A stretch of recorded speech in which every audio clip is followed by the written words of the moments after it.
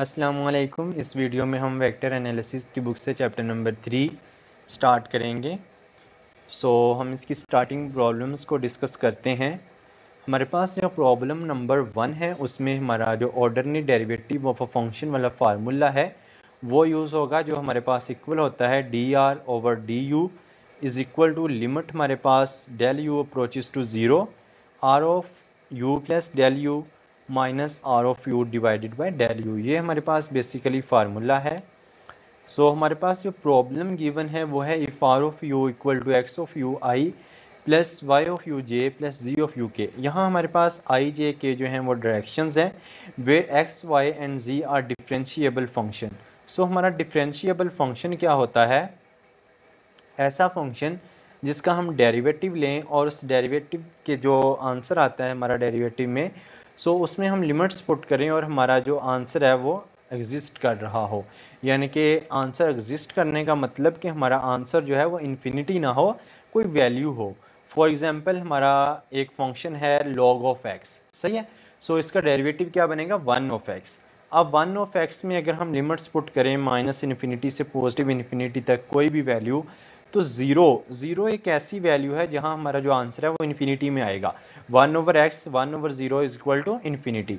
लेकिन ज़ीरो के अलावा अगर हम कोई भी वैल्यू रखें, हत्ता कि इन्फिनिटी भी रखें, 1/इन्फिनिटी is equal to zero. Zero पे हमारा जो फंक्शन है वो डिफ्रेंशिएबल नहीं है। ज़ीरो को छोड़ के हमारा फंक्शन हर वैल्यू पर कोई वैल्यू आंसर में दे रहा है, तो इसका मतलब वो डिफ्रेंशिएबल है।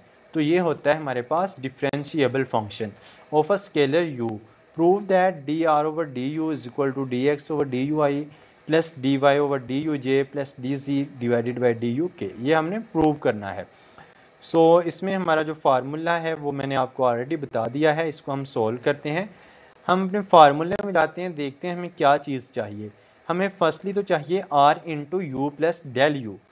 ये वैल्यू हमने फाइंड करनी है और r ऑफ u हमें क्वेश्चन में गिवन है, ये देखें। डेल यू हम सेम रहने देंगे, यानी कि हमने फाइंड क्या करना है? Firstly r into you plus del U. अगर मैं हमारे पास जो क्वेश्चन गिवन है देखें, उसमें एक वैल्यू गिवन है r ऑफ u की। अगर मैं इस u को r of u plus del U से रिप्लेस कर दूं, यानी कि r सेम रहेगा और u की जगह में u प्लस डेल यू लिख दूं, और सेम हमें राइट हैंड साइड पर भी जहां जहां u आ रहा है वहां हमने u के साथ डेल यू को ऐड करना है। तो हमारे पास क्या बन जाएगा? r इंटू, देखें हमारे पास बन जाएगा r into you plus del you equal to X into you plus del you I plus Y into you plus del you J plus Z into you plus del you K. यही value हमने यहाँ put की हुई है। ये देखें हमारे पास जो क्वेश्चन में आर ऑफ यू की वैल्यू थी उसमें हमने यू को डेल यू से रिप्लेस किया है और ये वैल्यू पुट कर दी है। ये हमारे पास वैल्यू बन जाएगी R into you plus del U की। अभी नेक्स्ट हमारे पास आर ऑफ यू की वैल्यू ऑलरेडी गिवन है क्वेश्चन में, हमने वो पुट कर दी सेम, और ये माइनस फार्मूले वाला। डिवाइडेड बाय डेल यू हमारे पास आ गया। नेक्स्ट स्टेप में हम क्या करेंगे? हमारी डायरेक्शंस देखें, यहाँ आई, ये जे, ये के, और यहाँ भी आई, जे और के। हम आई वाली अलग कर लेंगे, जे वाली अलग कर लेंगे और के वाली अलग। फॉर एग्जाम्पल आई में देखें, यहाँ हमारे पास क्या है? X of u plus del you i, और यहाँ हमारे पास क्या है? Minus x of you i. सही है, ये हमने लिख लिया डिवाइडेड बाय डेल यू, क्योंकि डेल यू हर एक के नीचे है। सेम ऐसे ही नेक्स्ट हम जे के लिए करेंगे।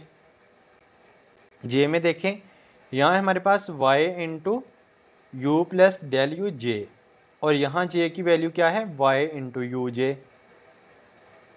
सेम हमारी थर्ड डायरेक्शन के लिए हम करेंगे। यहाँ हमारे पास है z into you plus del you के, यहाँ हमारे पास z इंटू यू के। हमने अपनी सारी डायरेक्शंस को सेपरेट कर लिया। अभी देखें हमारे पास जो फार्मूला है वो क्लोज हो रहा है।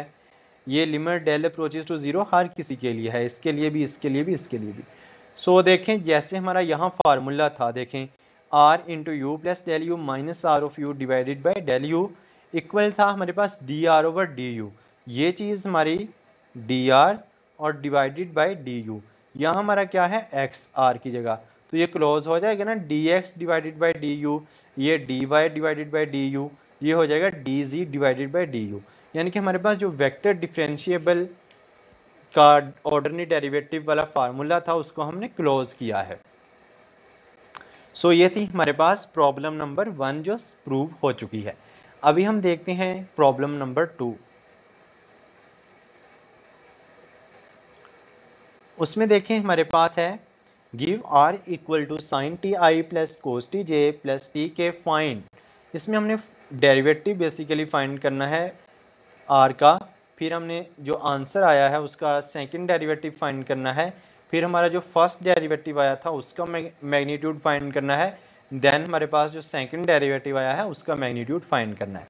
सो देखें हमारे पास जो फर्स्ट डेरिवेटिव लेते हैं हम, इसका साइन टी का बन जाएगा हमारे पास कोस टी आई, और नेक्स्ट हमारे पास कोस टी जे है तो ये कोस का derivative minus sine, so minus sine t जे प्लस टी, तो टी का derivative with respect to t 1 आ जाएगा, सो के आ गया।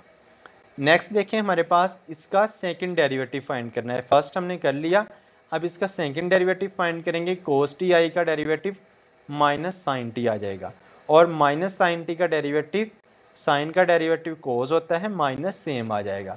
सो यहाँ हमारे पास 1 है, सो कांस्टेंट का डेरिवेटिव 0, सो ये के 0 हो जाएगा। अभी हमने जो हमारे पास ये आंसर आए हैं इनका मैग्नीट्यूड फाइंड करना है और इसका भी मैग्नीट्यूड, इसका मैग्नीट्यूड फाइंड कर लेते हैं फर्स्ट डेरिवेटिव का। सो मैग्नीट्यूड क्या होता है, ए स्क्वायर जमा बी स्क्वायर जमा C square under root. So ये ए की वैल्यू हमारे पास कोस टी है, बी की माइनस साइन टी और सी की 1। सो हमने पुट कर दी कोस टी होल का square minus sine T whole का स्क्वायर, क्योंकि फार्मूला में होता है ए स्क्वायर जमा बी स्क्वायर जमा सी स्क्वायर अंडर रूट, तो ये स्क्वायर हमारे पास फार्मूले वाला है। सो कोस स्क्वायर टी हो जाएगा, ये साइन स्क्वायर टी प्लस का हो जाएगा माइनस माइनस प्लस, सो ये तो 1 हो जाएगा, और 1 ये वाला 2 अंडर रूट आंसर में आ गया। सो अब हम इसका जो है मैग्नीट्यूड फाइंड करते हैं सेकंड डेरिवेटिव वाले का। सो ये हो जाएगा हमारे पास माइनस साइन टी ए की वैल्यू और माइनस कोस टी बी की वैल्यू, सी की वैल्यू यहाँ 0 है तो उसको लिखे ही नहीं। सो ये हो जाएगा कोस स्क्वायर टी और sine square T equal to 1, ये हमारे पास फार्मूला होता है, और 1 का अंडर रूट भी हमारे पास 1 ही आ जाएगा। ये तो इजी था। अभी हम प्रॉब्लम नंबर 3 डिस्कस करते हैं। प्रॉब्लम नंबर 3 में हमारे पास है a particle moving along a curve whose parametric equations are x is equal to e raised to power minus t, y is equal to 2 cos 3t, z is equal to 2 sin 3t। यहाँ हमारे पास x, y, z की values given है और हमने find करना है where t is the time. Determine हमारे पास 2 पार्ट्स हैं। फर्स्ट पार्ट में वो बोल रहा है determine its velocity and acceleration at any time. हमने वेलोसिटी और एक्सेलरेशन फाइंड करना है। बी पार्ट में हमने फाइंड करना है find the magnitude of the velocity and acceleration at t is equal to 0। जो हमने वेलोसिटी और एक्सेलरेशन फाइंड करना है फर्स्ट पॉइंट में, वो किसी भी पॉइंट पे फाइंड कर सकते हैं, लेकिन हमने जो मैग्नीट्यूड इनका फाइंड करना है वो हमें फिक्स पॉइंट दिया गया है 0, उस पर फाइंड करना है। तो वेलोसिटी हमारे पास किस तरह फाइंड होती है, हमारे पास पहले हम इस इक्वेशन में मूव कर लेते हैं।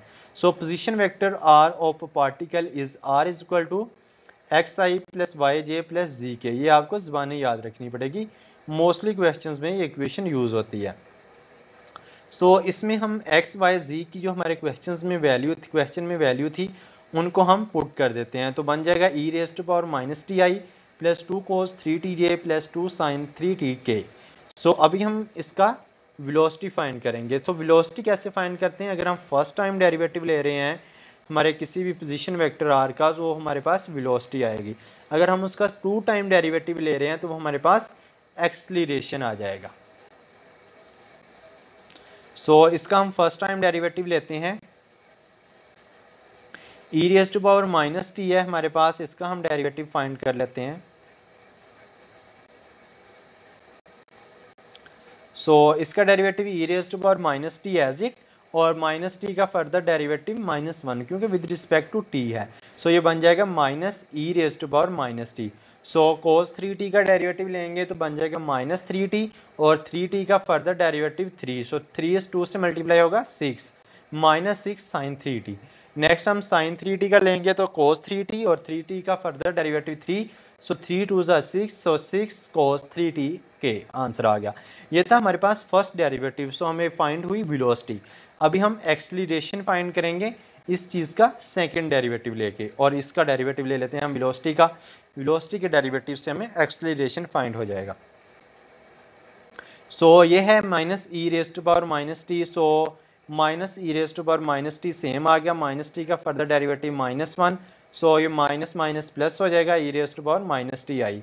नेक्स्ट sin 3t का डेरिवेटिव हमारे पास cos 3t, और 3t का further derivative 3, 3 6 are 18, -18 cos 3t। फिर 6 cos 3t का डेरिवेटिव हमारे पास cos 3t का डेरिवेटिव बन जाएगा -sin 3t, और 3t का फर्दर डेरिवेटिव 3, तो 3 6 are 18, so -18 sin 3t। Minus कहाँ से आया, कोस का डेरिवेटिव माइनस साइन होता है।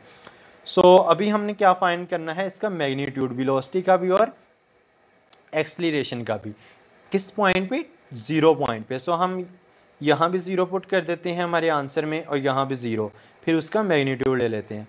सो अगर हम वेलोसिटी में 0 पुट करें तो ये e⁻0 0 हो जाएगा। सॉरी, e⁻0 0 नहीं होगा, e⁻0 1 होता है, क्योंकि किसी भी फंक्शन की पावर में 0 हो तो वो हमारे पास 1 के इक्वल होता है। और हमारे पास sin 3t है तो sin 0 हमारे पास 0 होता है, और cos 3t है तो cos 0 हमारे पास 1 होता है, और ये 6 आ जाएगा 6 के। सो इसका हम मैग्नीट्यूड देखते हैं। देखें यहाँ हमारे पास a की वैल्यू -1 है, b की 0 है, और c की 6 है। सो -1 का स्क्वायर प्लस 6 का स्क्वायर 637 अंडर में आ जाएगा। सेम अब हम एक्सीलरेशन का डेरिवेटिव जो हमने निकाला था, फाइंड किया था, उसका मैग्नीट्यूड देखते हैं। उसमें फर्स्टली हम 0 पुट करते हैं, e⁻0 1, सो कोस यहाँ हमारे पास -18 आ जाएगा, और ये साइन की वैल्यू है तो ये 0 हो जाएगा। सो यहाँ हमारे पास जो a की वैल्यू है वो 1, सो a स्क्वायर यानी कि 1 का स्क्वायर, और b की वैल्यू -18, सो c हमारे पास यहाँ 0 है, वो लिखा ही नहीं है। सो 1 का स्क्वायर एंड -18 का स्क्वायर, अगर हम 18 का स्क्वायर देखें तो 324, और इसमें 1 ऐड करें तो 325 अंडर। सो आई होप आपको ये प्रॉब्लम्स जो हैं वो समझ आ गई होंगी। नेक्स्ट प्रॉब्लम्स आप प्रैक्टिस कीजिए। अगर उनमें आपको कोई डाउट है तो आप कमेंट्स में पूछ सकते हैं। अल्लाह हाफिज़।